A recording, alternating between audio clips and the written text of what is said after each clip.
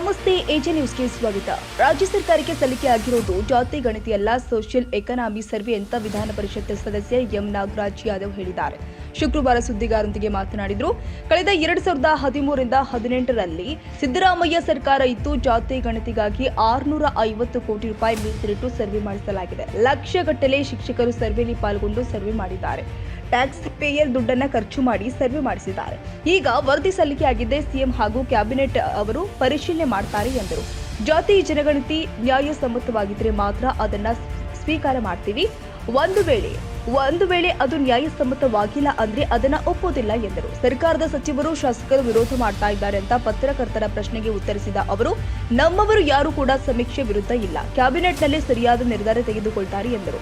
ಬೆಂಗಳೂರು ವಿಧಾನಸೌಧದಲ್ಲಿ ಪಾಕಿಸ್ತಾನಕ್ಕೆ ಜಿಂದಾಬಾದ್ ಕೂಗಿದ ವಿಚಾರಕ್ಕೆ ಉತ್ತರಿಸಿ ಸಿಎಂ ಸಿದ್ದರಾಮಯ್ಯ ಘಟನೆ ನಡೆದ ಬಳಿಕ ಮಾಧ್ಯಮಗಳಿಗೆ ಬಂದು ಹೇಳಿದ್ದಾರೆ. ಎಫ್ಎಸ್ಎಲ್ ವರದಿ ಬಂದ ತಕ್ಷಣವೇ ಕ್ರಮ ಕೈಗೊಳ್ಳಲಾಗುತ್ತೆ, ಸರಿಯಾದ ಸಾಕ್ಷಿ ಬೇಕಲ್ವಾ ಅಂತ ಪ್ರಶ್ನೆ ಮಾಡಿದ್ದಾರೆ. ಮಾಧ್ಯಮದಲ್ಲಿ ಪ್ರಸಾರವಾದ ವರದಿಯನ್ನ ಆಧರಿಸಿ ಸಮೂಹ ಕೇಸ್ ದಾಖಲಾಗಿದೆ. ಬಿಜೆಪಿಯವರು ಇದ್ರೆ ಸಮೂಹ ಕೇಸ್ ದಾಖಲಾಗ್ತಾ ಇತ್ತ. ವರದಿ ಬಂದ ಬಳಿಕ ಕ್ರಮ ಆಗುತ್ತೆ, ನಾವು ಭಾರತದ ಪರವಾಗಿದ್ದೇವೆ ಎಂದರು.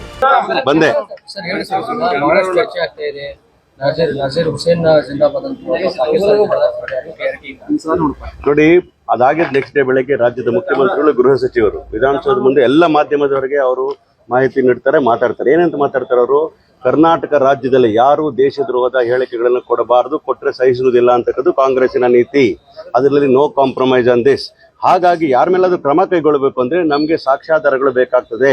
ಆ ಸಾಕ್ಷ್ಯಾಧಾರಗಳಿಗೋಸ್ಕರ ನಾವು FSLಗೆ ರಿಪೋರ್ಟ್ನ ಕಳಿಸಿದ್ವಿ. ಇವತ್ತು ತಂದು ಕೊಟ್ಟಿದ್ದಾರೆ ಅಂತಕ್ಕಂಥ ಮಾಹಿತಿ ನಾನು ಯಾಕಂದ್ರೆ ಬೆಂಗಳೂರಲ್ಲಿ ಇರಲಿಲ್ಲ, ಬೆಳಗಾಮಲ್ಲಿ ಇರೋದ್ರಿಂದ FSL ರಿಪೋರ್ಟ್ ಬಂದಿದೆ. ಆದರೆ ಅದು ಖಂಡಿತವಾಗ್ಲೂ ಕೂಡ ಯಾರು ತಪ್ಪು ಮಾಡಿದ್ರೆ ಸಿದ್ದರಾಮಯ್ಯ ನೇತೃತ್ವದ ಕಾಂಗ್ರೆಸ್ ಸರ್ಕಾರ ಖಂಡಿತವಾಗ್ಲೂ ಕ್ರಮ ಕೈಗೊಳ್ಳುತ್ತದೆ. ಯಾವುದೇ ಸಮುದಾಯಕ್ಕೆ ಸೇರಿರಲಿ, ಯಾರೇ ಪಕ್ಷಕ್ಕೆ ಸೇರಿರಲಿ, ಎಷ್ಟೇ ದೊಡ್ಡವನಿರಲಿ, ಯಾರೇ ಸಪೋರ್ಟ್ ಇದ್ರೂ ಕೂಡ ಕಾಂಗ್ರೆಸ್ ಸರ್ಕಾರ ಅದನ್ನ ಸಹಿಸುವುದಿಲ್ಲ. ಕಾರಣ ಇಷ್ಟೇ, ದೇಶ ಮೊದಲು, ಅದ ನಂತರ ರಾಜಕಾರಣ ಬರ್ತದೆ. ನಮಗೆ ರಾಜಕಾರಣದ ಅವಶ್ಯಕತೆ ಇಲ್ಲ. ಖಂಡಿತವಾಗ್ಲೂ ಕೂಡ ನಾವು will take a firm action against the person. ಪಾಕಿಸ್ತಾನ್ಗೆ ಜಿಂದಾಬಾದ್ ಆಗಿರ್ತಕ್ಕಂಥ ಕಠೋರ ಪದಗಳಲ್ಲಿ ನಾನು ಕೂಡ ಖಂಡಿಸ್ತೇನೆ.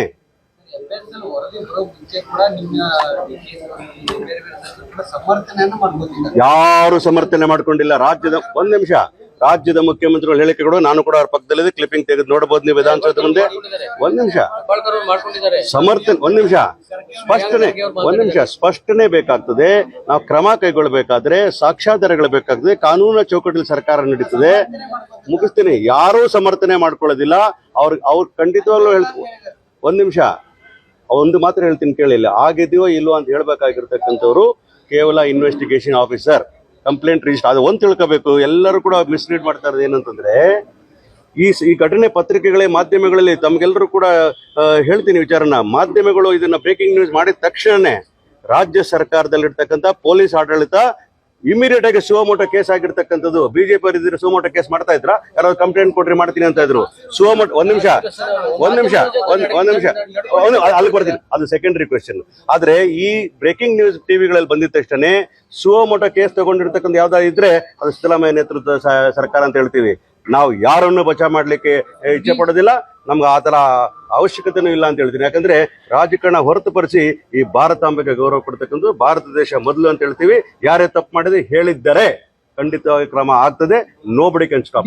ಆದ್ರೆ ಒಂದ್ ಹೇಳ್ತೀನಿ, ನೀವ್ ಹೇಳ್ತಾ ಇನ್ನೊಂದು ಪ್ರಶ್ನೆ ಮತ್ತೆ ಕೇಳ್ತಾ ಇದ್ರಿ, ಅದಾಗಬಾರ್ದಾಗಿತ್ತು. ಯಾಕಂದ್ರೆ ಮಾಧ್ಯಮ ಕೂಡ 4th ಪಿಲ್ಲರ್ ಆಫ್ ಕಾನ್ಸ್ಟಿಟ್ಯೂಷನ್. ಅವ್ರಿಗೆ ಕೊಡ್ತಕ್ಕಂಥ ಗೌರವ ಕೊಡ್ಬೇಕಾದ್ರೆ ಅವರು ಕೂಡ ಅವ್ರದೇ ಅಂತ ರೀತಿಯಲ್ಲಿ ಈ ದೇಶದ ಮತ್ತು ಈ ದೇಶ ಸಂವಿಧಾನದ ಆಶಯಗಳನ್ನು ಈಡೇರಿಸ್ತಕ್ಕಂಥ ಯಾರಾದ್ರೂ ಇದ್ರೆ, ಯಾವ ರೀತಿ ರಾಜಕಾರಣಿಗಳು ಅಧಿಕಾರ ನಡೆಸೋರು ಲಾ ಮೇಕರ್ ಇರ್ತಾರೋ ಅದೇ ರೀತಿ ಕೂಡ ಮಾಧ್ಯಮದವರು ಕೂಡ ಈ ಸಂವಿಧಾನ ಆಶಯಗಳನ್ನು ಈಡೇರಿಸಲಿಕ್ಕೋಸ್ಕರ ಅವ್ರದೇ ಅಂತ ದೊಡ್ಡ ಪಾಲನ ಕೊಟ್ಟಿರ್ತಕ್ಕಂಥದ್ದು. ಆ ರೀತಿ ಮಾತಾಡ್ತಕ್ಕಂಥದ್ದು ಯಾರೇ ಮಾತಾಡಿದ್ರು ತಪ್ಪು ಅಂತ ಹೇಳ್ತಾರೆ. ಬಿಜೆಪಿಗೆ ಪಾಕಿಸ್ತಾನ ಬಿಟ್ರೆ ಬೇರೆ ಯಾವ ಬಂಡವಾಳ ಇಲ್ಲ ರೀ. ನಮ್ಗೆ ಭಾರತ, ಅವ್ರಿಗೆ ಪಾಕಿಸ್ತಾನ ಇಟ್ಕೊಂಡು ರಾಜಕೀಯ ಮಾಡೋದು ಅವರು. ನಾವು ಭಾರತದಲ್ಲಿ ಇಟ್ಕೊಂಡು ಭಾರತೀಯರ ಸೇವೆ ಮಾಡೋರು ನಾವು. ನಮಸ್ಕಾರ. ವೈಜ್ಞಾನಿಕವಾಗಿ 5 ಇದೆ, ಅದು ಜಾತಿ ಗಣತಿ ಅಲ್ವೇ ಅಲ್ಲ, ಸೋಶಿಯೋ ಎಕನಾಮಿಕ್ ಸರ್ವೆ ಮಾಡಿರ್ತಕ್ಕಂಥದ್ದು. ಮತ್ತು ಕರ್ನಾಟಕ ರಾಜ್ಯ ಸರ್ಕಾರ 13ರಿಂದ 18 ಅಧಿಕಾರದಲ್ಲಿದ್ದ ಸಂದರ್ಭದಲ್ಲಿ ಮಾನ್ಯ ಸಿದ್ದರಾಮಯ್ಯ ಅವರ ನೇತೃತ್ವದಲ್ಲಿ ಸುಮಾರು 650 ಕೋಟಿಗಿಂತ ಹೆಚ್ಚು ದುಡ್ಡನ್ನು ಅದಕ್ಕೆ ಮೀಸಲಿಟ್ಟು, ಲಕ್ಷಕ್ಕಿಂತ ಹೆಚ್ಚು ಟೀಚರ್ಗಳು ಅದರಲ್ಲಿ ಕೆಲಸ ಮಾಡಿ, ಎಲ್ಲ ವರ್ಗದ ಟೀಚರ್ಗಳು ಕೂಡ ಇದ್ದಾರೆ, ಒಂದೇ ವರ್ಗದವರಲ್ಲ. ಎಲ್ಲರೂ ಮನೆಗಳಿಗೆ ಹೋಗಿ ಯಾರು ಹೋಗಿಲ್ಲ ಅಂದ್ರೆ ಈ ಸೋಷಿಯಲ್ ಮೀಡಿಯಾದಲ್ಲೆಲ್ಲ ಒಂದ್ ನಿಮಿಷ ಹೇಳ್ತೀನಿ ಕೇಳಿ. ಒಂದ್ ನಿಮಿಷ. ನೀವೇನೇ ಪ್ರಶ್ನೆ ಕೇಳಿದ್ರು ಸಮಾಜದಲ್ಲಿ ಇರ್ತಕ್ಕಂಥ ಧ್ವನಿಯನ್ನು ನೀವು ಹೇಳ್ತಾ ಇದ್ದೀವಿ. ಹಾಗಾಗಿ ನಿಮ್ಗೆ ಅತ್ಯಂತ ಪ್ರಶ್ನೆಗಳು ಅತ್ಯಂತ ಗೌರವ ತಗೊಂಡು ನಾನು ಹೇಳ್ತಾ ಇದ್ದೀನಿ ಅಂದ್ರೆ, ಪ್ರಯತ್ನ ಪಟ್ಟು ಎಲ್ಲ ಮನೆಗಳಿಗೆ ಹೋಗಿರ್ತಾರೆ. ಆದ್ರೆ ಹೋಗಿದ್ದಾರೋ ಹೋಗಿಲ್ವೋ ಅಂತಕ್ಕಂಥ ವಿಚಾರಗಳು ಬರೋದು ಯಾವಾಗ ಅಂದಾಗ, ಈಗ ನಿನ್ನೆ ಜಯಪ್ರಕಾಶ್ ಹೆಗಡೆ ಅವರು ರಿಪೋರ್ಟನ್ನು ಸರ್ಕಾರಕ್ಕೆ ಸಬ್ಮಿಟ್ ಮಾಡಿದ್ದಾರೆ. ಯಾವುದೇ ಕಾರಣಕ್ಕೂ ಯಾವುದೇ ಸರ್ಕಾರ ತಗೊಳ್ದಿರ ಇರಲಿಕ್ಕೆ ಸಾಧ್ಯ ಇಲ್ಲ. ಯಾಕಂದರೆ ಟ್ಯಾಕ್ಸ್ ಪೇಯರ್ ದುಡ್ಡಲ್ಲಿ 600 ಕೋಟಿಗಿಂತ ಹೆಚ್ಚು ದುಡ್ಡನ್ನು ನಾವು ಟ್ಯಾಕ್ಸ್ ಪೇಯರ್ ದುಡ್ಡನ್ನ ಖರ್ಚು ಮಾಡಿ ಸರ್ವೆ ಮಾಡಿದ ನಂತರ ಅದು ಸರಿ ಇದೆಯೋ ಇಲ್ಲ ಅಂತೇಳಿ ಕ್ಯಾಬಿನೆಟ್ ರಿಸೀವ್ ಮಾಡಿಕೊಂಡು ಅದಕ್ಕೆ ಅಂತ ಮಾನದಂಡಗಳು ಇರ್ತವೆ. ಅದು ಸಬ್ ಕಮಿಟಿ ಮಾಡ್ತಾರೋ, ಇನ್ನೊಂದು ಸಮಿತಿ ಮಾಡ್ತಾರೋ, ತಜ್ಞರ ಸಮಿತಿ ಮಾಡ್ತಾರೋ, ಮುಖ್ಯಮಂತ್ರಿಗಳು ಕ್ಯಾಬಿನೆಟ್ ತೀರ್ಮಾನ ಮಾಡಿ ಅದು ವೈಜ್ಞಾನಿಕ ಇದೆಯೋ ಇಲ್ಲೋ ಅಂತೇಳಿ ಅವ್ರು ಪರಿಶೀಲನೆ ಮಾಡ್ತಾರೆ. ಮಾಡಿ ಒಂದು ನಿಮಿಷ. ಹಾಗಾಗಿ ತಗೊಳ್ಳೋದು ಬೇರೆ ವಿಚಾರ. Receiving A document is the duty of any government. ಆದರೆ ಅದನ್ನ ಅಕ್ಸೆಪ್ಟ್ ಮಾಡ್ಕೊಂಡು ಇಂಪ್ಲಿಮೆಂಟ್ ಮಾಡಬೇಕಾದ್ರೆ ನ್ಯಾಯಸಮ್ಮತವಾಗಿರಬೇಕು, ವೈಜ್ಞಾನಿಕವಾಗಿರಬೇಕು, ಎಲ್ಲ ಸಮುದಾಯಗಳ ಸಮೀಕ್ಷೆ ಸರಿಯಾಗಿರಬೇಕು, ಎಲ್ಲರಿಗೂ ಕೂಡ ನ್ಯಾಯ ಸಿಗಬೇಕು ಅನ್ನೋ ರೀತಿಯಲ್ಲಿ ಅವರ ಸ್ಥಿತಿಗತಿಗಳ ಬಗ್ಗೆ ಅವಲೋಕನ ಆಗಿದೆಯಾ ಅಂತಕ್ಕಂಥ ನೋಡ್ತಕ್ಕಂಥ ಕೆಲಸ ಕ್ಯಾಬಿನೆಟ್ ತಯಾರು ಮಾಡತಕ್ಕಂಥ ಆ ಕಮಿಟಿಗೆ ಇರ್ತದೆ.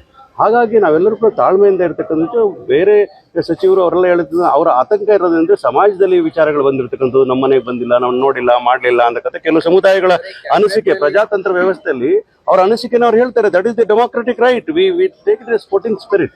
ಯಾರೋ ಒಬ್ರು ಆ ವರದಿಗೆ ವಿರೋಧ ಮಾಡಿದ್ದಾರೆ ಅಂದ ಮಾತ್ರಕ್ಕೆ ಅದು ಅಪಸರ್ವ ಅಂತಕ್ಕಂಥ ಮಾತು ಹೇಳೋದು ಬೇಡ. ಯಾವುದೇ ರಿಪೋರ್ಟ್ ಬರಲಿ, ಯಾವುದೇ ಕಮಿಷನ್ ರಿಪೋರ್ಟ್ ನ್ಯಾಯಸಮ್ಮತ ಆಗಿದ್ರೆ ಮಾತ್ರ ಸರ್ಕಾರಗಳು ಒಪ್ಕೊಳ್ಳೋಕೆ ಸಾಧ್ಯ. ಅದಾಮೇಲೆ I will not answer hypothetical. ಒಂದ್ ನಿಮಿಷ ಹೇಳ್ತೀನಿ. ನಾನು ಮಾಡ್ತೀನಿ ಹೈಪೋಥೆಟಿಕಲ್ ಕ್ವಶನ್ಸ್ ಆನ್ಸರ್ ಮಾಡೋದಕ್ಕಿಂತ ಹೆಚ್ಚಾಗಿ ಅದು ಮಾಡಿರ್ತಕ್ಕಂಥ ರಿಪೋರ್ಟ್ ಕೊಟ್ಟಿರ್ತಕ್ಕಂಥದನ್ನ ಕ್ಯಾಬಿನೆಟ್ ಅಲ್ಲಿ ಇರತಕ್ಕಂಥ ತೀರ್ಮಾನ ತಗೊಂಡು ಅವರು ವೈಜ್ಞಾನಿಕ ಇದೆಯಾ ಇಲ್ವಾ, ಯಾವ ಸಮುದಾಯಗಳಿಗೆ ಏನು, ಒಂದ್ ನಿಮಿಷ, ಯಾವ ಸಮುದಾಯಗಳಿಗೆ ಏನ್ ವಿಚಾರ ಇದಾರೆಗಳಿದೆ ಅಂತೇಳಿ ಅದು ಓಪನ್ ಆದ್ಮೇಲೆ ಮಾತ್ರ ಗೊತ್ತಾಗ್ತಕ್ಕಂಥದ್ದಲ್ವಾ.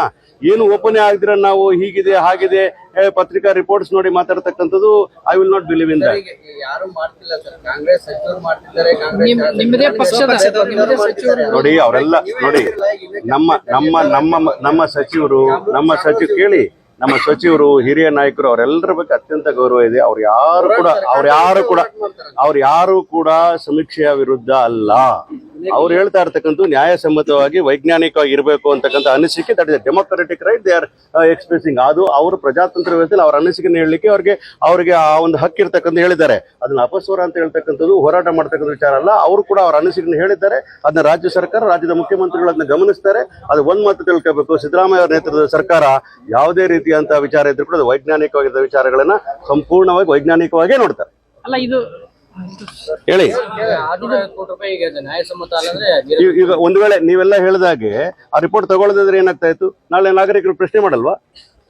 ತಕೊಂಡು ಅದು ಈಗ ರಿಸೀವ್ ಮಾಡ್ಕೊಂಡಿದ್ದಾರೆ, ವೈಜ್ಞಾನಿಕ ಇಲ್ಲ. ಒಂದ್ ನಿಮಿಷ, ಅದು ಯಾವಾಗ ಹೇಳುತ್ತೆ?